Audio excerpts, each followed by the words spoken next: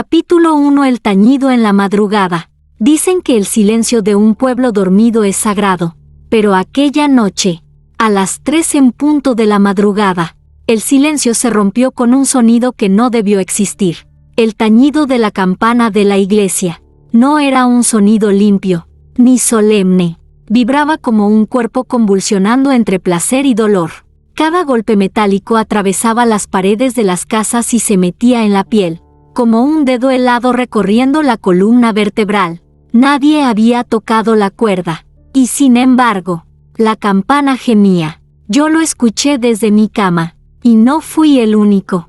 El pueblo entero se levantó, temblando, con la respiración acelerada. Era como si cada repique despertara algo oculto dentro de nosotros, un recuerdo, un deseo, una culpa enterrada. Algunos cerraron los ojos, intentando rezar. Otros, sin saber por qué, se llevaron las manos al pecho, o más abajo. Lo más inquietante no fue el sonido, sino lo que provocó. El anciano Herrera, que llevaba 20 años viudo, salió a la calle con lágrimas en los ojos y murmurando el nombre de su esposa muerta. La joven Clara, virgen de apenas 17 años, se desplomó de rodillas en la puerta de su casa, con los labios abiertos como si alguien invisible la besara. Y yo, que siempre he sido un cobarde, sentí como mis rodillas temblaban no de miedo, sino de hambre, un hambre prohibido. El repique duró 7 golpes,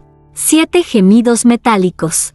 Después, el silencio volvió, un silencio aún más espeso, más culpable, como si el pueblo entero hubiera cometido un pecado colectivo. Al amanecer, todos nos reunimos en la plaza. Nadie quería ser el primero en hablar, pero todos compartíamos la misma pregunta clavada en la garganta. ¿Quién tocó la campana? El sacerdote, el padre Lorenzo, juró que la cuerda no se había movido, que él mismo había cerrado la puerta del campanario con llave, y sin embargo, cuando subió a revisar, la campana seguía vibrando levemente, como un pecho agitado después del clímax. Algunos lo llamaron milagro, otros, blasfemia. Yo lo llamo condena, porque comprendí, en ese instante, que la campana no solo sonaba, nos estaba escuchando, y si escuchaba, también podía desear. Capítulo 2. El cuerpo bajo el campanario. Al amanecer del segundo día, cuando aún flotaba en el aire la resaca del tañido nocturno, un grito desgarró el silencio de la plaza. Era la voz de un niño que había corrido hasta el campanario para jugar, pero lo que encontró lo dejó petrificado. Todos acudimos. Y allí, bajo la sombra enorme de la torre, yacía el cuerpo de una mujer. Era joven, quizá no más de 20 años, y nadie recordaba haberla visto antes en el pueblo. Su piel aún guardaba un calor imposible para un cadáver, y sus labios estaban curvados en una sonrisa que no era de paz, sino de un placer llevado al extremo. Parecía dormir en un orgasmo eterno. El detalle más perturbador no fue su desnudez parcial, la blusa rasgada como por manos invisibles, la falda recogida, sino la marca en su cuello, un moretón oscuro, redondo, como la huella de un beso gigantesco estampado con violencia. El padre Lorenzo llegó jadeando.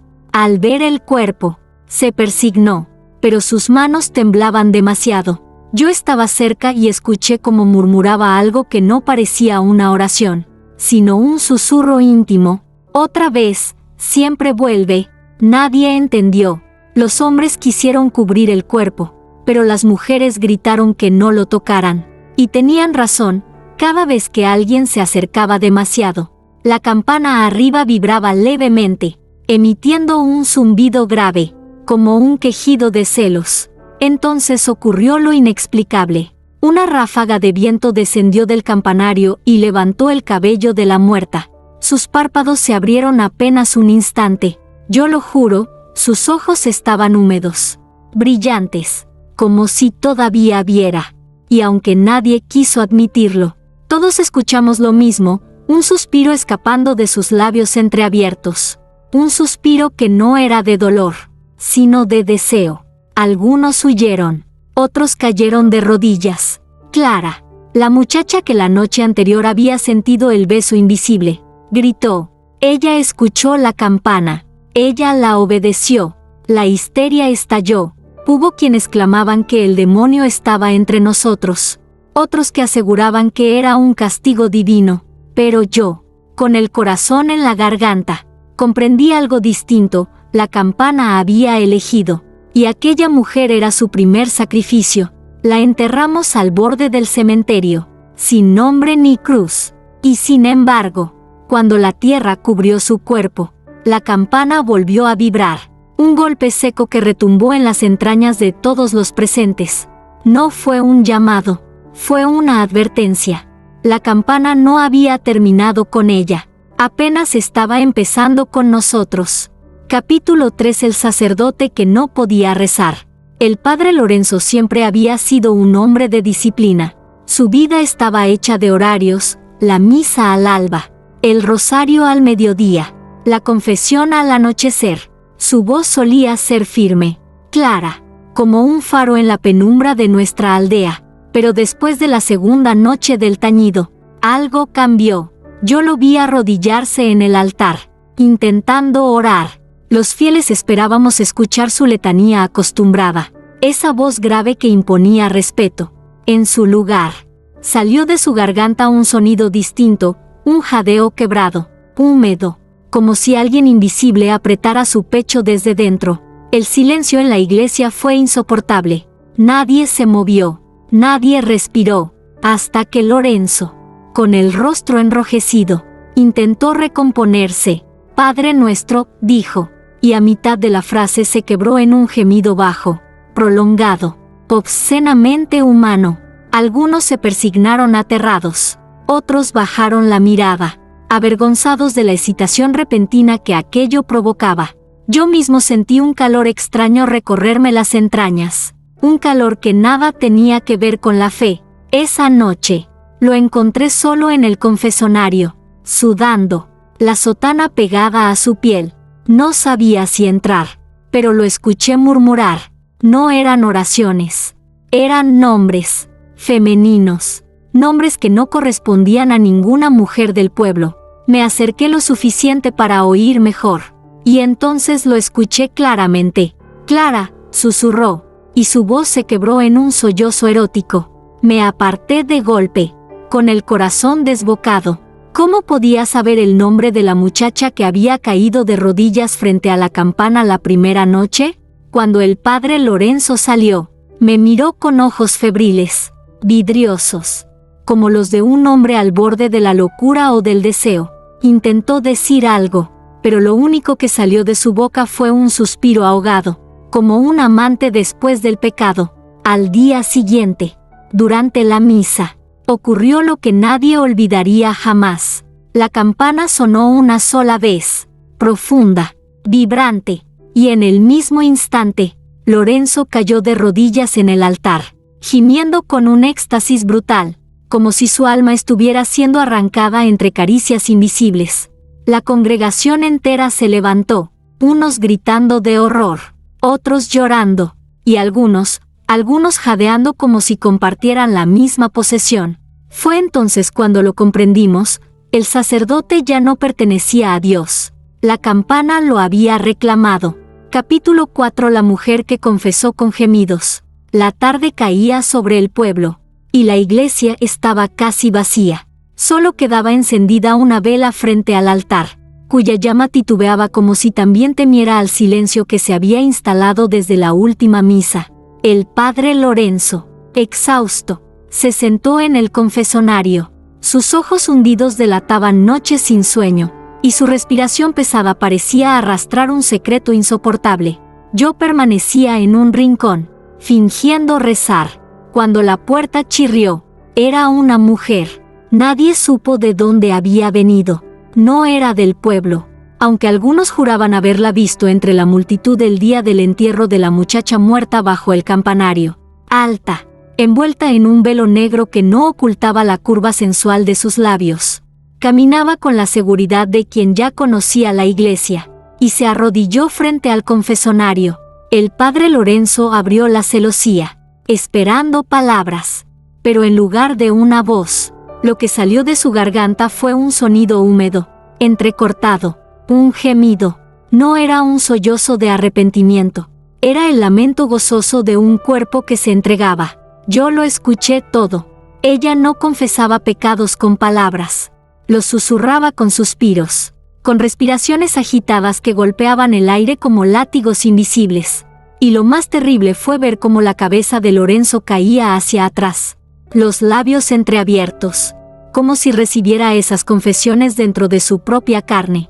Mas, murmuró él sin darse cuenta, y su voz no era de sacerdote, sino de amante. El sonido de la campana interrumpió la escena, un solo tañido, profundo, vibrante, que atravesó los muros de la iglesia y se mezcló con los gemidos de la mujer. Era imposible distinguir dónde terminaba el metal y dónde empezaba el placer.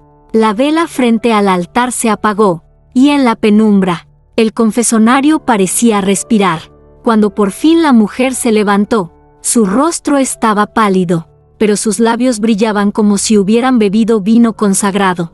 Pasó junto a mí sin mirarme, aunque juro que sentí el roce de su perfume en mi piel, como una caricia indebida. El padre Lorenzo salió tambaleándose, empapado en sudor. Intentó levantar la mano para bendecir, pero sus dedos se cerraban en espasmos convulsos. Nadie se atrevió a hablar. Nadie, excepto Clara, la muchacha que había escuchado la campana en la primera noche. Con la voz rota, gritó: «La campana la ha confesado, y a él lo ha poseído». Todos quedamos en silencio, y en ese silencio, lo comprendimos, la campana no pedía palabras, pedía cuerpos. Capítulo 5. El coro de los ángeles desnudos. El pueblo no hablaba de otra cosa. Las mujeres evitaban la mirada de los hombres, y los hombres empezaban a temer la cercanía de las mujeres. Nadie quería pronunciarlo en voz alta, pero todos sabíamos que la campana había marcado el cuerpo del padre Lorenzo y de aquella extraña penitente con un deseo que no era humano. Aquella noche, incapaz de dormir, busqué refugio en los viejos archivos parroquiales. Allí, entre pergaminos olvidados y Biblias roídas por el polvo, encontré un manuscrito escondido dentro de un misal.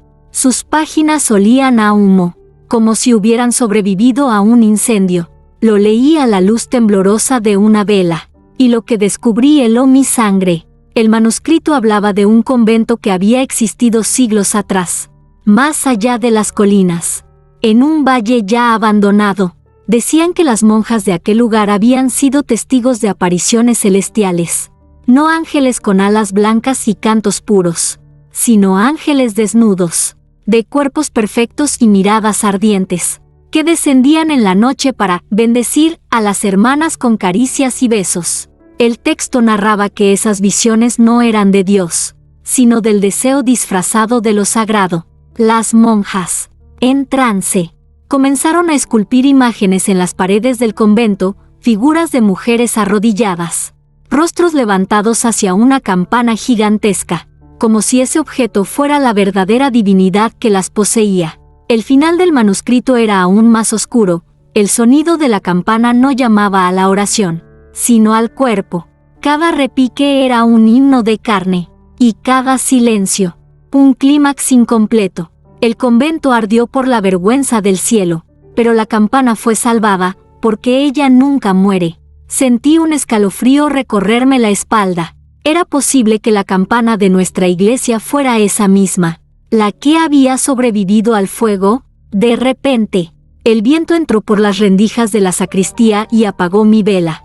La oscuridad me rodeó, pero lo peor fue el sonido que llenó el aire, un coro lejano, etéreo, de voces femeninas gimiendo al unísono. No venía de fuera, venía de arriba, del campanario. Corrí hacia la plaza, y allí, bajo la luz espectral de la luna, vi a varias mujeres del pueblo reunidas frente a la torre. Sus cabezas estaban erguidas, los ojos cerrados, y de sus labios brotaban cánticos entrecortados. A medio camino entre un rezo y un gemido, la campana vibraba suavemente, sin tañer, como un pecho conteniendo el aliento antes de gritar. En ese momento lo comprendí con horror. No eran las mujeres quienes imitaban el canto de los ángeles. Era la campana la que las estaba dirigiendo. Capítulo 6. El beso de metal. El amanecer trajo consigo un rumor que se extendió como pólvora. Alguien había trepado al campanario durante la noche. Nadie quería decir su nombre en voz alta, pero todos lo sabíamos. Mateo, el hijo del herrero, un joven temerario que siempre buscaba demostrar su valentía frente a las mujeres del pueblo. Lo encontraron al pie de la torre, con los labios enrojecidos como brasas recién encendidas.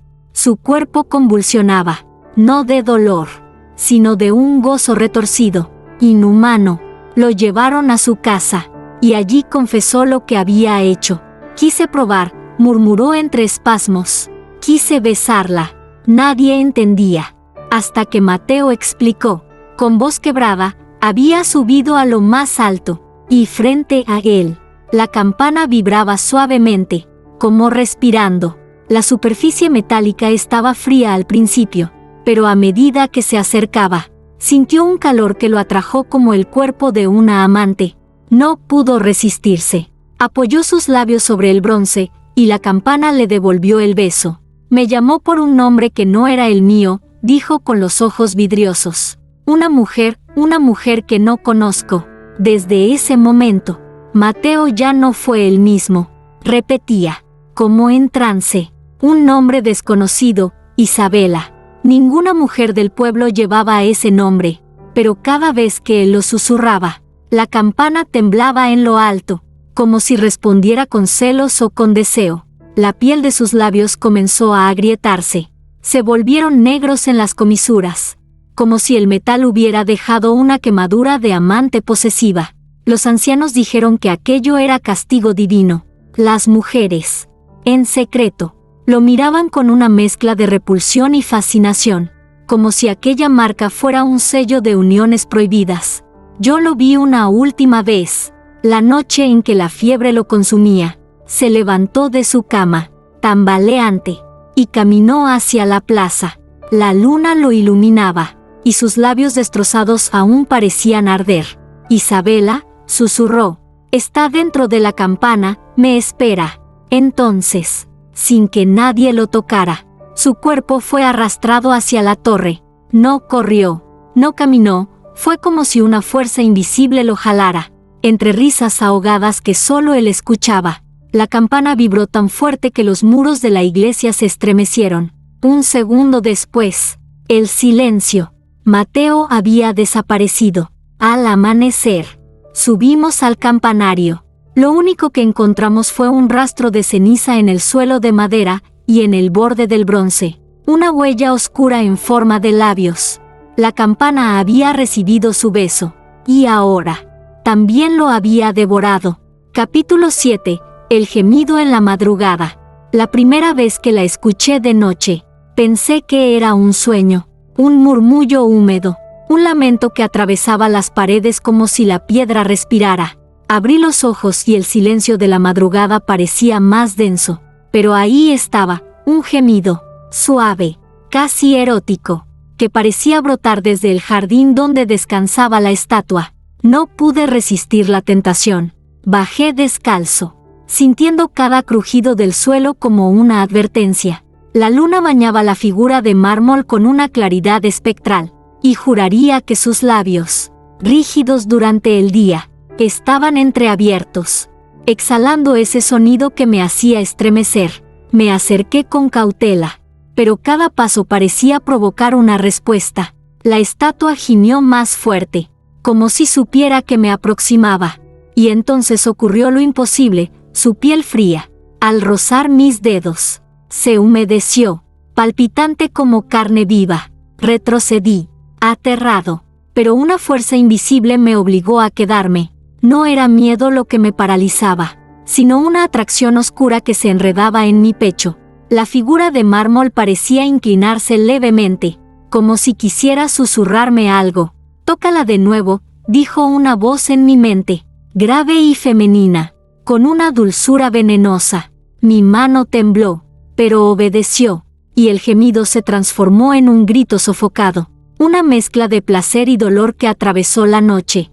En ese instante, vi que los ojos de la estatua ya no eran de piedra, brillaban, húmedos, mirándome con una intensidad que ningún ser humano podría sostener. La luna se oscureció detrás de una nube, y el jardín entero pareció respirar conmigo. El aire se volvió más pesado, cargado de un aroma a incienso y sangre. Comprendí que cada contacto, cada caricia sobre esa superficie maldita, estaba despertando algo que no debía abrir los ojos jamás. Y aún así, no pude detenerme. Capítulo 8. El pacto bajo la piel de mármol. A la mañana siguiente, mis manos aún temblaban. Al mirarlas, no parecían mías, la piel estaba enrojecida, marcada con líneas finísimas que parecían grietas, como si yo también empezara a convertirme en piedra. Intenté ignorarlo, pero la estatua seguía allí, en el jardín, inmóvil bajo el sol, como si la noche anterior hubiera sido solo un delirio, pero no lo fue. Cuando me acerqué, un hilo de voz recorrió mi mente, más claro que nunca. Sabes que me perteneces. El mármol frío reflejaba la luz, pero al posar mi palma sobre su hombro, sentí calor, un calor que me invadió el cuerpo como una llama prohibida. Cerré los ojos y en ese instante ya no estaba en el jardín. Me vi en un espacio oscuro, rodeado de columnas quebradas y susurros. Allí, ella me esperaba. Ya no era piedra, era mujer, una figura desnuda, de piel blanca como leche, con cabellos largos que caían como un velo de sombras. Sus ojos brillaban con un fulgor sobrenatural, y sus labios entreabiertos dejaban escapar aquel gemido que había enloquecido mis noches. Se acercó lentamente, sus pasos resonando como ecos en un templo vacío. Si me tocas aquí, despertaré del todo, dijo, guiando mi mano hacia el centro de su pecho. El contacto me desgarró por dentro, placer y dolor entrelazados. Un vértigo que me arrancaba el aliento. Podía sentir que algo inmenso, antiguo y hambriento, latía bajo su piel, esperando que yo aceptara sin resistencia. ¿Qué eres?, pregunté con voz quebrada. Ella sonrió, y esa sonrisa era un abismo. Soy lo que invocaste con tu deseo. Soy lo que siempre has querido tocar, pero nunca tuviste el valor de pedir. La visión se deshizo en un destello, y volví al jardín, jadeando. La estatua estaba inmóvil, pero mis dedos seguían ardiendo. Comprendí, con un escalofrío que me recorrió hasta los huesos, que no se trataba de un simple hechizo, era un pacto. Cada vez que la tocaba, más me hundía en su mundo, y tarde o temprano, ya no podría regresar. Capítulo 9. La sombra que cruzó el umbral. Esa noche no encendí ninguna vela, ni recé. Me encerré en mi cuarto como un animal herido, convencido de que la estatua, o lo que vivía dentro de ella, no podía alcanzarme allí. Pero estaba equivocado. El silencio era tan denso que dolía. Afuera, la campana permanecía muda, suspendida en lo alto del campanario como un testigo dormido. Sin embargo, al cerrar los ojos, el eco de su vibración se coló en mi mente, como si alguien la hubiera hecho sonar dentro de mi pecho. Un gemido se levantó desde el pasillo, suave, femenino, casi un suspiro que se transformaba en ruego. Me cubrí los oídos, pero el sonido no se apagó. Al contrario, se mezcló con mi respiración, acelerándola, hasta que sentí que no podía distinguir si provenía de ella o de mí. La puerta se abrió lentamente. Yo no la había tocado. Una brisa helada entró en la habitación y, en medio de la penumbra, apareció una silueta. Al principio creí que era un sueño, el mármol hecho carne, los mismos rasgos de la estatua, pero blandos, palpitantes, húmedos. Sus pies desnudos no tocaban el suelo, caminaba como flotando, y con cada paso el aire olía a incienso y a ceniza. Me diste tu piel, susurró. Ahora puedo atravesar el mármol. Me quedé inmóvil, con la garganta seca, observando cómo se inclinaba hacia mí. Su cabello cayó sobre mi rostro, rozándome como un velo ardiente. Sentí que cada hebra quemaba. ¿Qué quieres de mí?, Logré preguntar. Ella apoyó su dedo en mis labios. Era frío y caliente al mismo tiempo. Imposible de soportar. Pero tampoco podía apartarme. Quiero lo único que no entregas a Dios, respondió con voz líquida, que vibraba como la campana. Su boca se acercó a la mía, y por un instante creí que iba a besarme, pero en lugar de eso, exhaló dentro de mí un aliento denso, metálico, como sangre fresca. Tosí, cayendo de rodillas, mientras ella se desvanecía en el aire. Al mirar mis manos, descubrí que ya no eran solo rojas, las grietas se habían extendido, y bajo la piel brillaba un resplandor pálido, idéntico al del mármol. Yo estaba cambiando. Ella ya no era la prisionera. El prisionero era yo. Capítulo 10. El confesionario manchado de ecos. No pude soportarlo más. Las grietas en mi piel se extendían cada día como raíces de mármol, y el aire de mi casa estaba impregnado del perfume de ella, aunque las ventanas permanecieran abiertas. Decidí huir al único lugar donde aún confiaba, la iglesia. La nave estaba desierta, iluminada por velas temblorosas que proyectaban sombras alargadas. Me arrodillé frente al altar, suplicando entre dientes: Señor, líbrame de esto. No me abandones. El eco de mi voz resonó como un lamento perdido. Fue entonces cuando la campana sonó sola, un tañido profundo que hizo vibrar los vitrales y el suelo bajo mis rodillas. El sonido no llamaba a los fieles, llamaba a mí. Corrí al confesionario, buscando la oscuridad de la madera tallada. Me encerré allí, temblando, esperando al sacerdote. Y él llegó. Lo escuché sentarse al otro lado, su voz grave, cansada. Hijo mío, dime tus pecados. Las palabras se agolparon en mi garganta. Hablé de la estatua, del deseo, de las noches poseídas por sus gemidos. El sacerdote guardó silencio largo rato, demasiado. Finalmente, su respiración cambió, se volvió más pesada, casi agitada. No debiste tocarla, dijo con un tono extraño, entre reproche y placer contenido.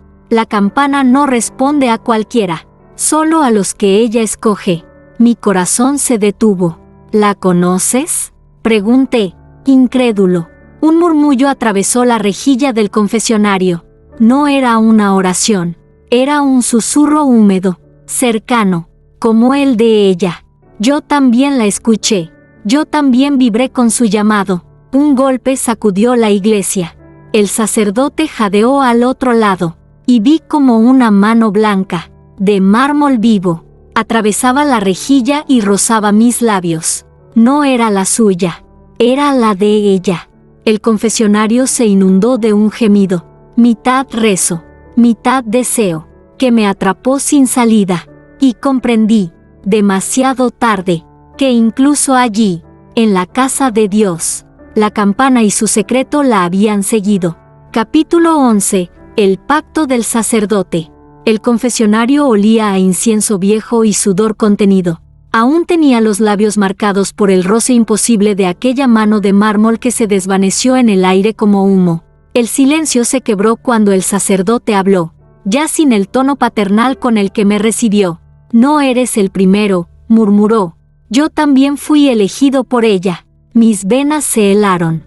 Alcancé a entrever su silueta tras la rejilla, hombros encorvados, respiración agitada, como si su cuerpo cargara un peso invisible. ¿Qué quieres decir?, balbuceé. Él rió, pero era una risa amarga, cargada de derrota. Hace 20 años escuché la campana sonar a medianoche. Acudí al campanario y la vi, joven, resplandeciente, con esa voz que araña la carne desde dentro.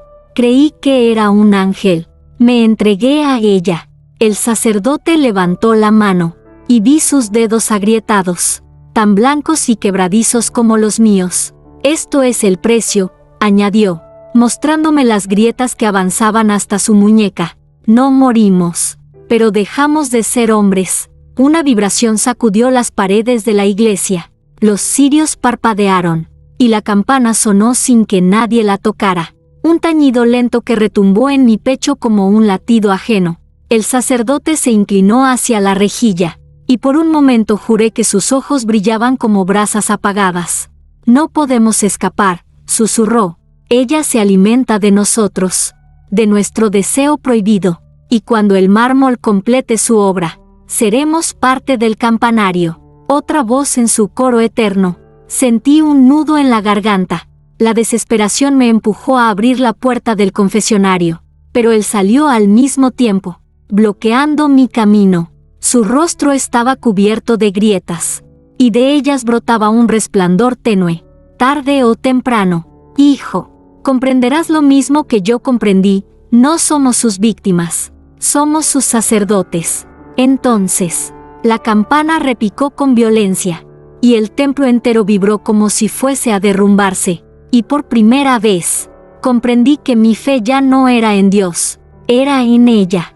Capítulo 12. El ritual del campanario. El sacerdote me condujo por los pasillos traseros de la iglesia, iluminados apenas por lámparas de aceite que ardían con un resplandor enfermo. Cada paso hacia el campanario era un descenso a lo prohibido, y sin embargo, mis piernas no ofrecían resistencia. Algo dentro de mí deseaba llegar allí, como si mi cuerpo respondiera a un llamado más antiguo que mi fe. Las escaleras crujían bajo nuestros pies.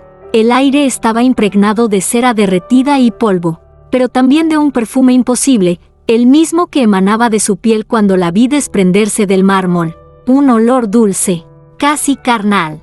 Cuando llegamos a lo alto, la campana pendía sobre nosotros como un corazón inmenso, palpitante. Su bronce brillaba con un fulgor húmedo, y al tocarla, mis dedos se mancharon con un aceite oscuro, tibio, que olía a incienso y a sangre. El sacerdote levantó los brazos. Su voz retumbó en un rezo entrecortado, una letanía que no estaba en ningún misal.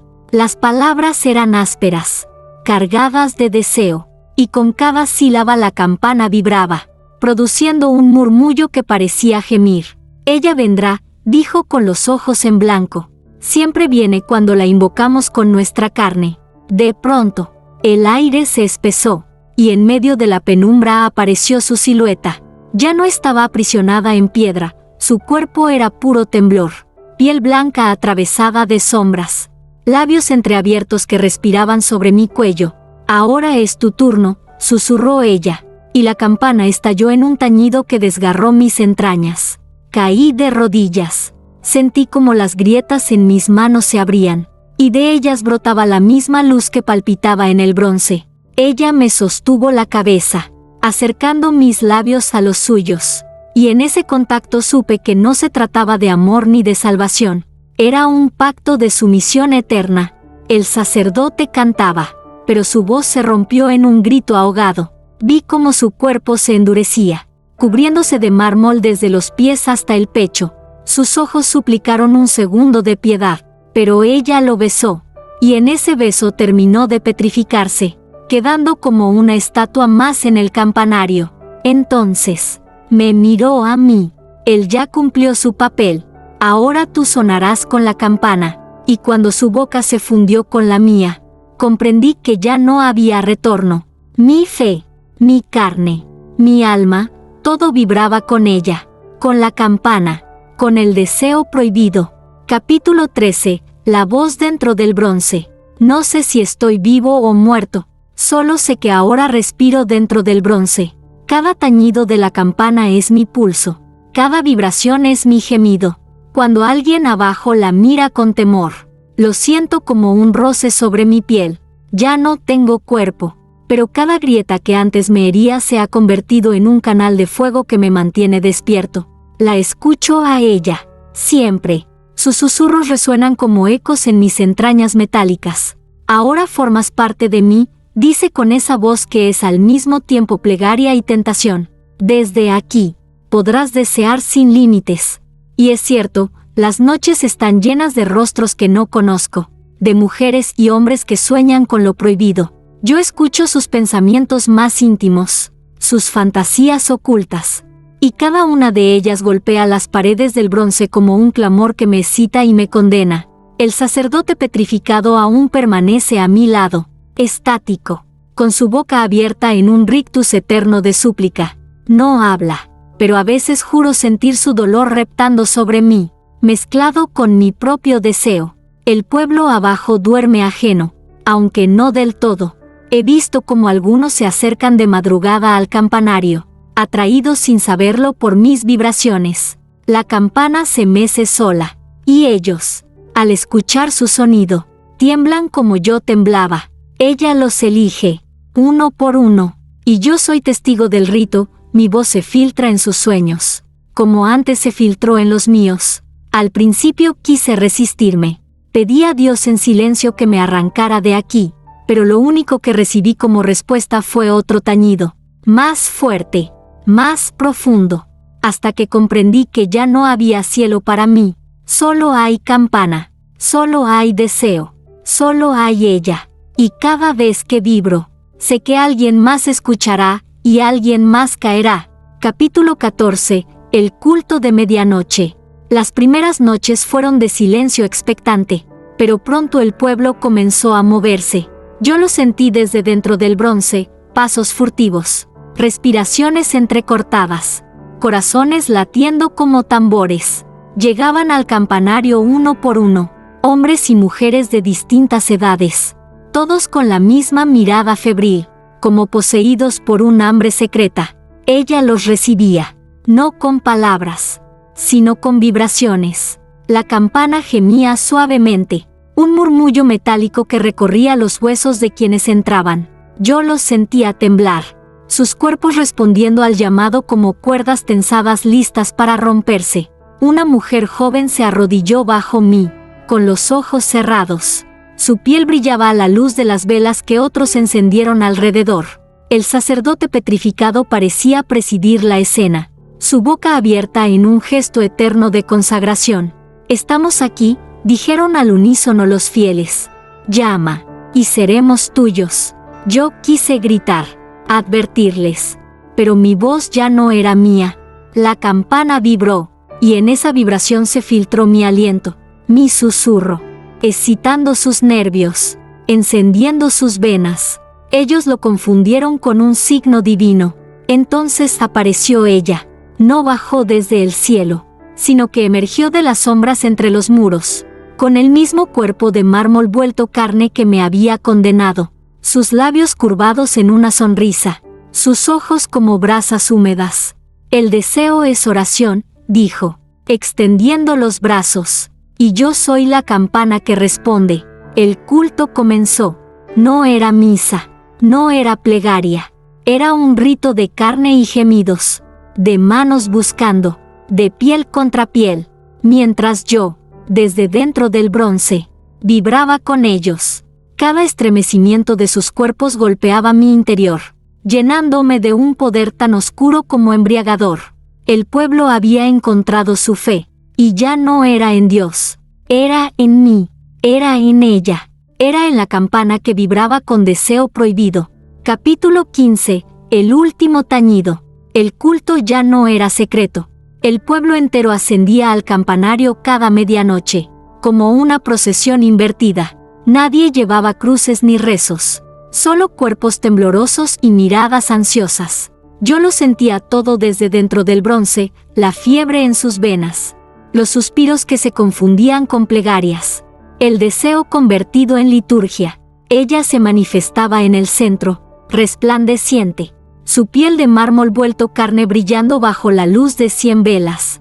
Sus palabras eran gemidos, sus gestos eran órdenes invisibles que todos obedecían sin cuestionar. La campana ya no necesita paredes ni templo, anunció con voz que me atravesó como cuchillas suaves.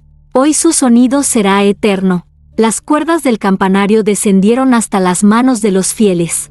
Ellos comenzaron a tirar, y la campana osciló con un movimiento lento, majestuoso, cargado de presagio.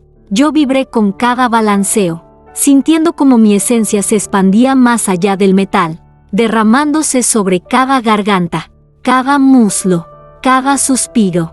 Entonces escuché un ruido distinto, pasos apresurados, forzando la puerta principal de la iglesia. Un anciano entró tambaleándose, con una cruz de hierro oxidado en las manos. Su rostro era el único que aún mostraba fe verdadera. Desesperada. «Basta», gritó. «Esto no es de Dios». Se lanzó contra la campana, alzando la cruz como si pudiera partirme en dos. Pero fue inútil. Ella lo detuvo con un gesto, su sombra lo envolvió, y en un segundo su cuerpo cayó inerte, quebrándose como arcilla seca. El pueblo no se detuvo. Al contrario, tiraron de las cuerdas con más fuerza. La campana repicó. 1, 2, 3 veces. Cada tañido fue un orgasmo de sonido y de luz, un temblor que sacudió los cimientos del templo y del mundo. Yo ya no era un prisionero, yo era la campana, yo era el deseo mismo. El último tañido se expandió como un incendio invisible. Vi, desde todas partes y en todas las mentes, como cada hombre, cada mujer del pueblo caía de rodillas, rendido, entregado, con la piel marcada por grietas luminosas. Ella sonrió, y su sonrisa no fue solo para mí, sino para el universo entero, porque comprendí la verdad final. No era una campana para llamar a los fieles, era una campana para crearlos. Y esa noche, con mi último tañido, todos lo fueron. Epílogo: la campana que nunca dejó de sonar. Dicen que el pueblo fue tragado por la tierra, que donde antes se alzaba la iglesia ahora solo queda un valle seco donde ni siquiera los pájaros se atreven a cantar. Pero los viajeros juran que, al caer la medianoche, todavía se escucha un doblido lejano, como si la campana siguiera viva bajo las piedras, llamando a los que aún conservan secretos. No hay misas, no hay fieles, no hay sacerdote, solo queda el eco. Un eco que arrastra los nombres olvidados y los confunde con los de los vivos. Nadie sabe si es un aviso o una condena, si invita a rezar o a temblar. Los ancianos aseguran que quien se atreve a responder al eco termina perdiendo la voz, condenado a engrosar el bronce invisible de la campana. Y así, generación tras generación, el repique continúa, eterno, alimentado por todas las palabras que los hombres callaron. Porque la verdad, aunque se intente ocultar, siempre encuentra un altar para resonar, y la campana, forjada con voces y pecados, sigue doblando, no por los vivos ni por los muertos, sino por todos los que jamás se atrevieron a hablar.